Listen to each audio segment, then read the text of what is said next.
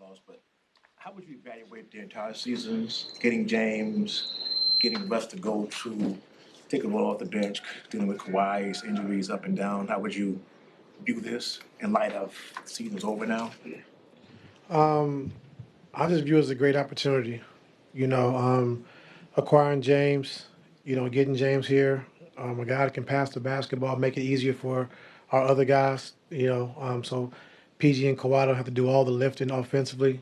So acquiring James, like I said, it took a little time to figure it out and how we wanted to play, rotations, getting guys in the right spots, and once we figured it out, like we had a really great stretch. Going 26-5.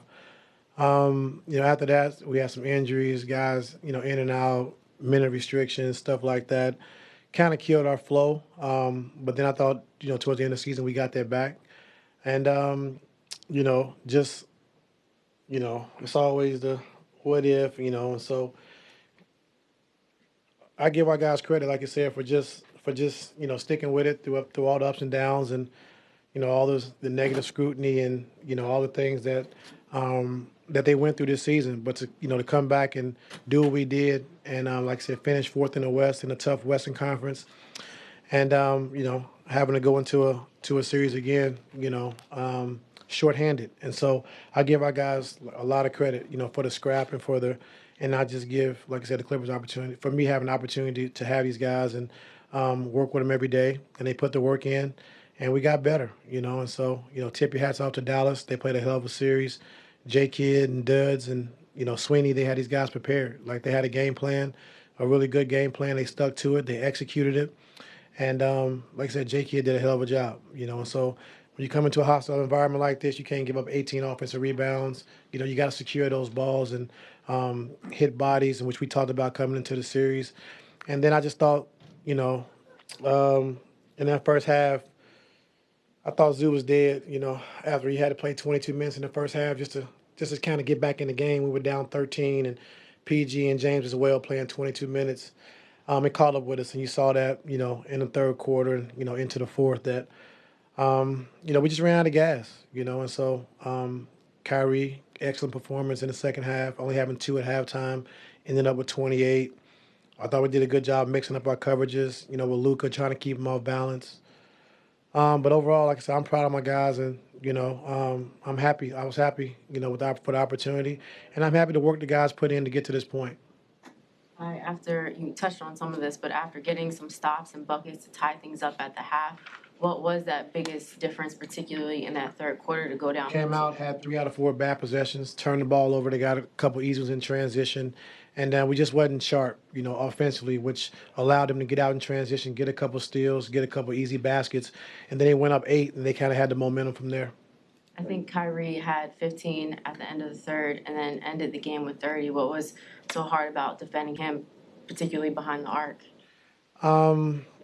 We didn't do a good job. We didn't do a good job. We understand that, Luka's gonna get his. He's gonna, if you double team and blitz him, he's gonna pick you apart. And we just figured that, the guy we wanted to try to take out of the series was Kyrie. And we had him in the half court. We did a good job, but in the second half, this game, I think, like I said, J Kidd did a great job of just giving him space, letting him play one-on-one. We're supposed to be firing, trying to get the ball out of his hands, but he's so quick and shifty. He was able to reject, get baseline, which we was firing from the middle. And so it was tough on us, And so, Kyrie's a special player. I've always said that, and has no offensive weaknesses. He can do everything on the floor. And, he had a really big second half to propel the team to a win. You mentioned what if again, and that's one thing you've always said, like, hey, when we have our guys healthy, we haven't lost a series yet. This year you guys took a different approach. I mean, you didn't load manage. You guys worked hard. You did all the conditioning, everything. Is there anything in your head that you can think of what can I do to just have this I'm team going back to load management. No, I mean, our guys, man, like I said, start training camp, our guys really had in their mind and had a mindset that, we're going to take this season serious. We're going to play until we're hurt and we can't play. And so I give our guys credit, PG and Kawhi, that's the most they played since they've been here since, I guess, the first year or whatever. But, those guys played every night, and so we needed that. We needed the chemistry. We needed those guys to be on the floor. And so they did that for us. And so, It's unfortunate that we ain't the only team that's going through it. It's a lot of teams that, have their players out and their best players out. And so that's no excuse. Like you said, we had 3 weeks to prepare and play without Kawhi. We knew how we wanted to play. We knew the format. We had the blueprint. And, even as hard as it is, our guys did a good job of fighting through it, and like I said, they're a great team. They've been playing really, really, really good since the trade, and we knew it was going to be a tough series. But in my heart, I thought we could win this series, and unfortunately, we came up short. It was reported today that the franchise is looking to sign you to a long-term extension. Do you expect to be here long-term? I hope so. I hope so. Like, I didn't come here to bounce around and go all over the place. And Mr. Balmer, Lawrence, Mark, Trent, Gillian, they've all been great to me, and this is where I want to be, and hopefully they feel the same way, and so no bet, I haven't had a better experience, since I've been here. Mr. Balmer showed me a lot of different things that I wouldn't be privy to if I wasn't here, and Lawrence being an ex-coach who actually knows the game, who actually can talk, basketball, offense and defense, and understand the game, and so that's really good for me as well. Trent Redden, who I was in Cleveland, I won a championship with, so we have a great relationship. And Mark Hughes, he actually coached me when I was in Orlando when he was with Doc, and so just having a great relationship with the owner, with the front office, it's great. And so, I would love to be here long term. Just your thoughts on the Lakers kind of rumored that your name is bouncing around for their next head coaching position. Obviously, you have time left here. Your overall thoughts on that? Yeah, I don't really have a comment on that. I mean, it's great to be wanted. That's a really good feeling. But like I said, I want to be here, and hopefully we're able to solidify that. What did you tell your guys in the locker room after the game was over? How do you try to get them to process losing this series? I never talk after the game, BT. But Mr. Balmer came in and had some kind words to say, and I talk to these guys once we get away from the game. It's tough when you lose a series and your season's over. They're probably not even paying attention. A lot of guys' heads are down. A lot of guys are disappointed. Whenever your season's over. But I'm proud of our guys. Like I said, I'm proud. Like I said, Kawhi and PG, the amount of games they played all year, taking it serious in training camp, taking it serious throughout the course of the season. And, like I said, unfortunately, injuries happen. That's a part of the game. That's no excuse. And like I said, give Dallas all the credit. They had a great game plan, and J. Kidd did a hell of a job.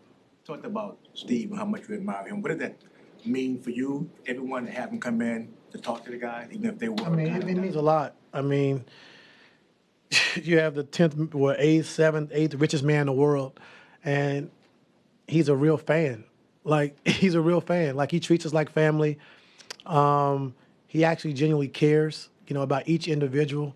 And we've seen that time and time again, And so when you have an owner that, really respects who you are, as not as a basketball player, but as a person and who you are, that means a lot. Not just putting you on a basketball court and say, okay, you work for me. Like, he really genuinely cares about each individual. He cares about the wins. He's fired up. He's passionate about it. And so that's what I love, the most about Mr. Balmer. He treats everyone as equals. Having gone through a series tie now against them and seeing Kyrie in this stage of his career, what's different about his game and playing alongside He's very, very patient.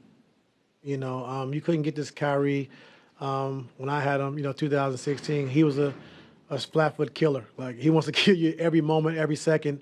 But now you can see, like, he's just letting the game come to him. Are y'all going to blitz me? I'm going to get off the ball, make the right play. Okay, the game's getting out of reach, then I'm going to take over and be aggressive offensively. And so he's really figured out how to pick his spots, when to be aggressive, when to make plays. And he's never rushed on the floor. Great poise, great patience. And we all know he can score at a high level. You said that you want to be back. You know that the injuries has been a factor this year, previous years. What does this team need to do based off of what you've seen with this team that they need to be better at coming into next season, getting through next season? I don't know, Law. Injuries are part of the game. You can't really control that. I liked our mindset. Like I said, training camp was unbelievable. Coming out of that training camp, I felt really good. Then we acquired James, which was a great, acquisition. Picking James up, really helped our team. We had to change the way we played. We had to kind of, the things we did in training camp was different than when we got James, and so we just kind of changed some things. But for me, like I said, I'm proud of the guys, and I mean, there's nothing I would correct. You know, like we did what we had to do. We fought through a lot of adversity, and we got to this point, and just unfortunately, we ended up shorthanded. What are opportunities for the team to be better, even if it requires something external? Say it again. What would you say are opportunities for the team to be better, even if it requires something that isn't existing on the team right now? I like our team. Last question. You've been through a lot these last couple of years, basketball, non-basketball, just mentally maybe a bit too close to the game to answer this, but just where are you as far as like just personally being able to go through another season after the last couple of years that you've been through? You said what? To get through another season with next year, or talking about this? Coming up, like after the last couple of seasons that you've had, just where are you? Okay. I'm in a great place. Yeah, I'm in a great place. This was a good year. I mean, this year made me a better coach, you know, no doubt. You know, having a team with 4 future Hall of Famers, 4 guys who've been #1 options on their teams, and getting those guys to trust, believe, sacrifice. It was good. It was good for me. You know, a lot more talking than I really had to do in the past. A lot more meetings. But overall, man, I wouldn't trade it in for anything. Like outside of the, you know, the early ending. But overall, it was a good year for me. I like the guys we have in the locker room. They respect me. I respect them. And yeah, I feel really good, Tomer. So yeah, I'm ready to move on to next season and get better. Yeah.